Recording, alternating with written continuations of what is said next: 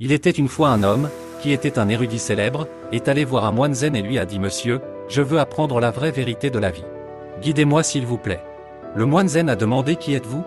L'homme a dit: Vous ne me connaissez pas, je suis un érudit très célèbre de cette ville, j'ai lu de nombreuses écritures bouddhistes et autres. J'ai aussi écrit de nombreux livres sur ces écritures. J'ai une grande réputation dans cette ville. Mais même après avoir appris de nombreuses écritures, je ne pouvais toujours pas trouver la vérité. Je suis venu vers vous dans l'espoir de découvrir la vérité. Le moine zen dit: Ok, puisque vous avez appris tant de livres et d'écritures simples. Alors écrivez toutes les connaissances que vous avez accumulées et apportez-les-moi, parce que tout ce que vous savez déjà n'a pas besoin d'être répété, ce sera mieux pour vous si nous parlons du sujet que vous ne savez pas. L'homme est retourné chez lui, et a commencé par écrire toutes les connaissances qu'il avait. Il avait tellement de connaissances qu'il a fallu 3 ans pour écrire tout ce qu'il connaît. Après 3 ans, l'homme est revenu au moine zen avec un sac rempli de milliers de papiers sur lesquels il avait écrit tout ce qu'il savait. En voyant une si grosse pile de papiers, a déclaré le moine zen: Oh, ces papiers sont trop nombreux, à cet âge, je ne pourrai pas lire autant. Rendez-le plus concis et apportez-le-moi. L'homme s'est retourné et a commencé par écrire un résumé. Il lui a fallu 3 mois pour le résumer. Après 3 mois, il est revenu au moine zen. Cette fois, il avait beaucoup moins de pages avec lui, mais il y avait quand même des centaines de pages. Dit le moine zen: Oh, c'est aussi trop, mes yeux sont devenus si faibles qu'il ne m'est même pas possible de lire autant. Rendez-le plus concis et apportez-moi seulement l'essence de celui-ci.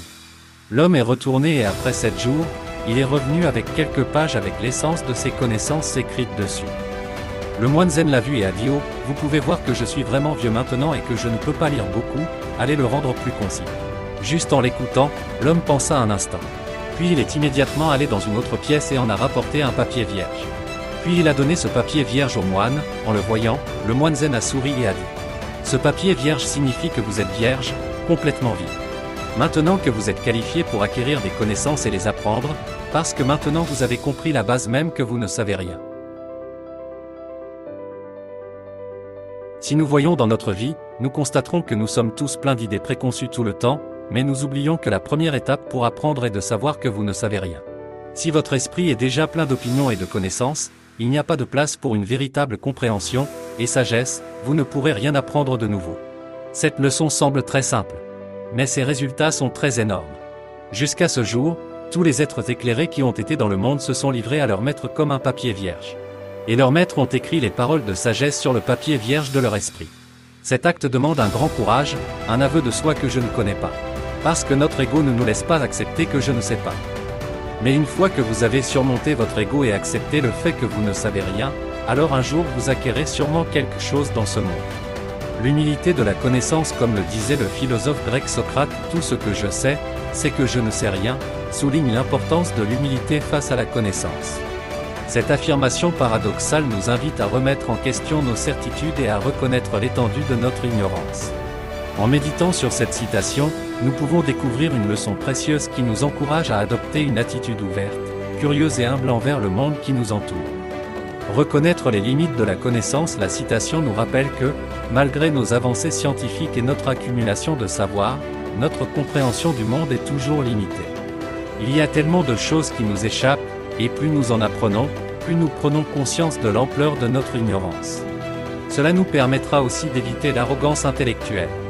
L'arrogance intellectuelle est un état d'esprit défaillant qui se caractérise par un sentiment de supériorité intellectuelle et le mépris. Elle limite la capacité d'apprentissage.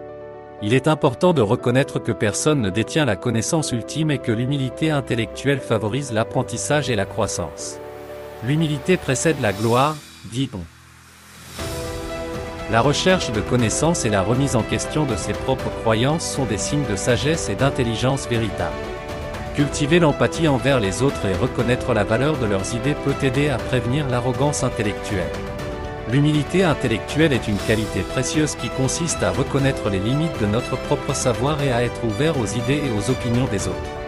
Elle nous invite à adopter une attitude humble face à notre propre intelligence et à reconnaître que nous avons toujours quelque chose à apprendre.